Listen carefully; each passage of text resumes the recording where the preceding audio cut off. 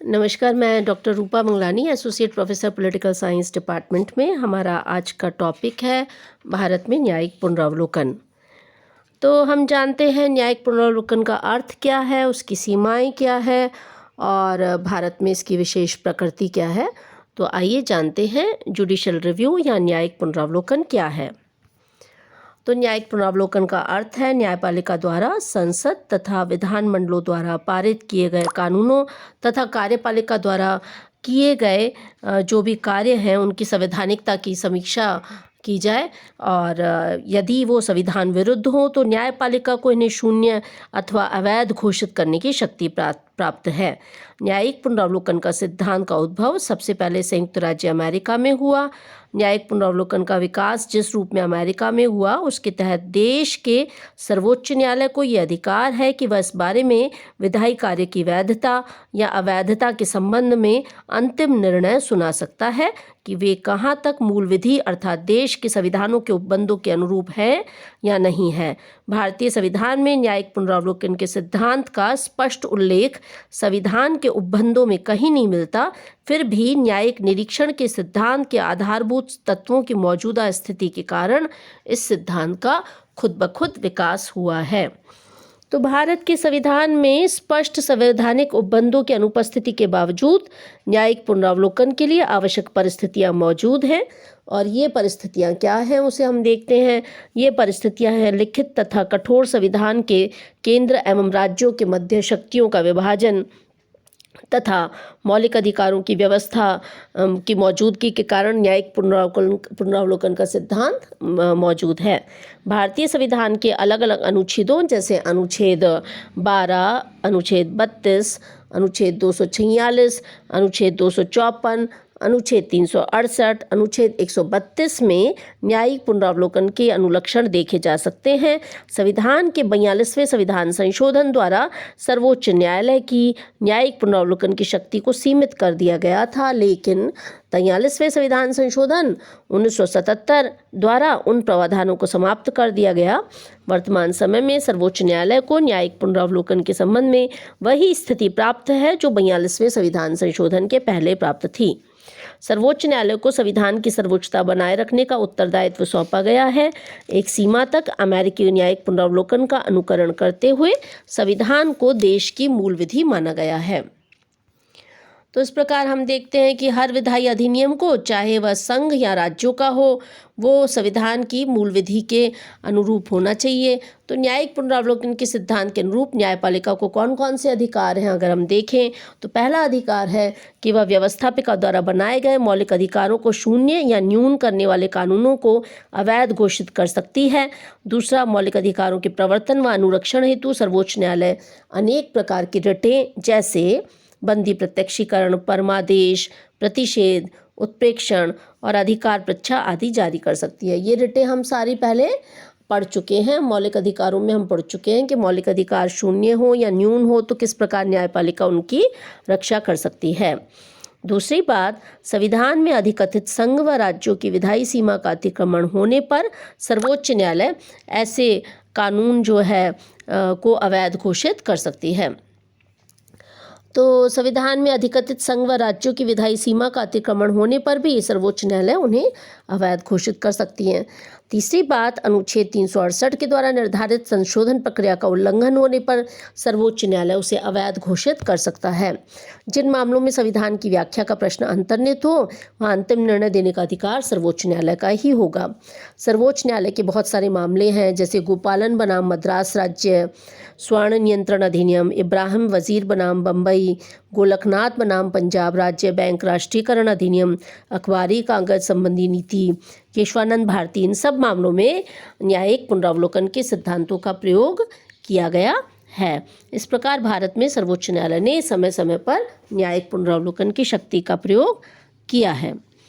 तो जहाँ तक न्यायिक पुनरावलोकन की सीमाओं का सवाल है तो वैश्विक स्तर पर न्यायिक पुनरावलोकन का मौलिक रूप संयुक्त राज्य अमेरिका की शासन व्यवस्था में दिखाई देता है। भारत में संयुक्त राज्य अमेरिका की तुलना में न्यायिक पुनरावलोकन का क्षेत्र सीमित है। दुर्गादास बसु के शब्दों में भारत में न्यायिक सर्वोच्चता के स्थान पर संवैधानिक सीमाओं के साथ विधायी सर्वोच्चता को स्वीकार किया गया है। न्यायिक पुनरावलोकन का अधिकार असीमित नहीं है। भारत में न्यायिक पुनरावलोकन की सीमाओं के कुछ कारण माने जाने सकते हैं। तो पहली बात है कि अमेरिका में न्यायिक पुनरावलोकन का आधार कानून की उचित प्रक्रिया अथवा विधि की सम्यक प्रक्रिया अर्थात ड्यू प्रोसेस ऑफ लॉ है, जबकि भारत में कानून द्वारा स्थापित प्रक्रिया यानी प्रोसीजर एस्टैब्लिश बाय लॉ को अपनाया गया है।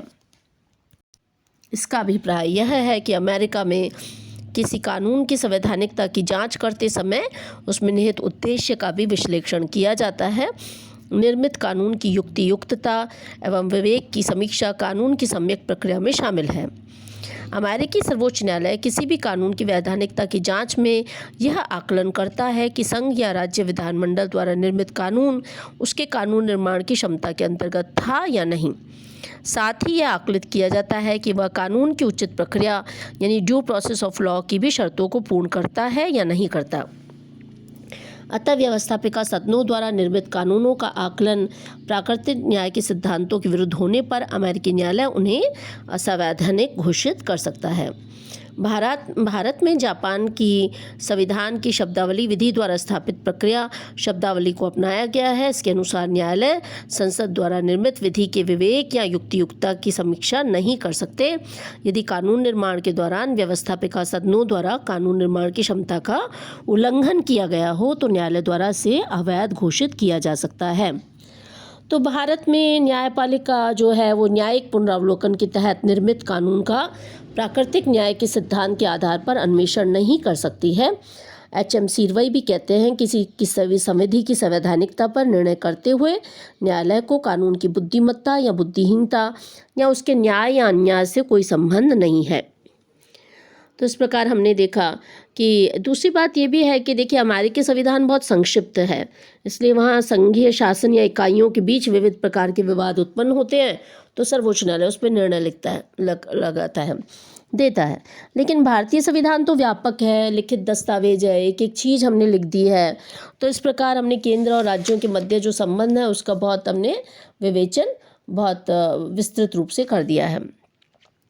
तो भारतीय संविधान में संविधान की संशोधन प्रणाली सहज है, इसलिए न्यायिक पुनरावलोकन का कार्यक्षेत्र सीमित हो गया है। अमेरिकी संविधान में संशोधन प्रणाली की कठोरता के कारण संविधान संशोधन सरल नहीं है।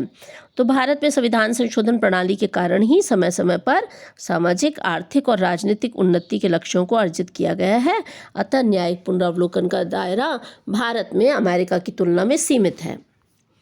तो इस प्रकार हम देखते हैं कि भारत में न्यायिक पुनरावलोकन पर बहुत सारी सीमाएं हैं और जो है न्यायिक पुनरावलोकन का सीमित किंतु सार्थक प्रयोग किया गया है। देश के नागरिकों के मौलिक अधिकारों की रक्षा के लिए सामाजिक आर्थिक न्याय को सुनिश्चित करने के लिए सर्वोच्च न्यायालय द्वारा न्यायिक पुनरावलोकन के तहत अनेक निर्णय किए गए हैं। तो ये ज़रूरी भी है कि न्यायिक पुनरावलोकन का मर्यादित प्रयोग हो। कुल मिलाकर देखिए जो तीनों अंग हैं सरकार के, कार्यपालिका, व्यवस्थापिका और न्यायपालिका में, उनमें सामंजस्य बना रहना चाहिए, गतिरोध नहीं होना चाहिए और संविधान की भी रक्षा होनी चाहिए और नागरिकों को ये मौलिक अधिकारों की भी रक्षा होनी चाहिए।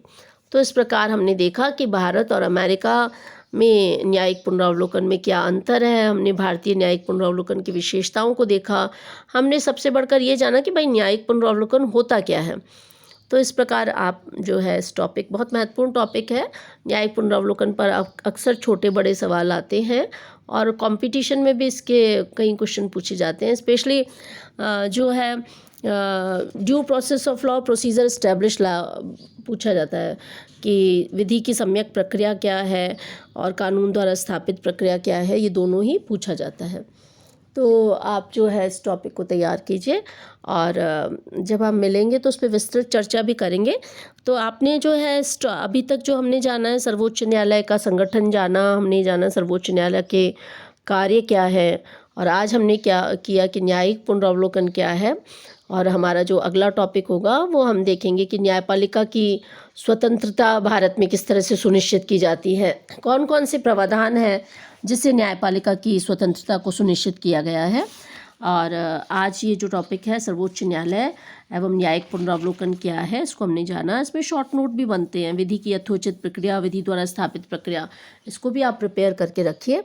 और आने वाले टाइम में जो हम जब बैठेंगे तो उसको फिर से एक बार विस्तृत चर्चा करेंगे। आप अपने नोट्स बनाते रहें और पढ़ते रहें। अपने और अपने परिवार के स्वास्थ्य का ध्यान रखें। शुभकामनाएं।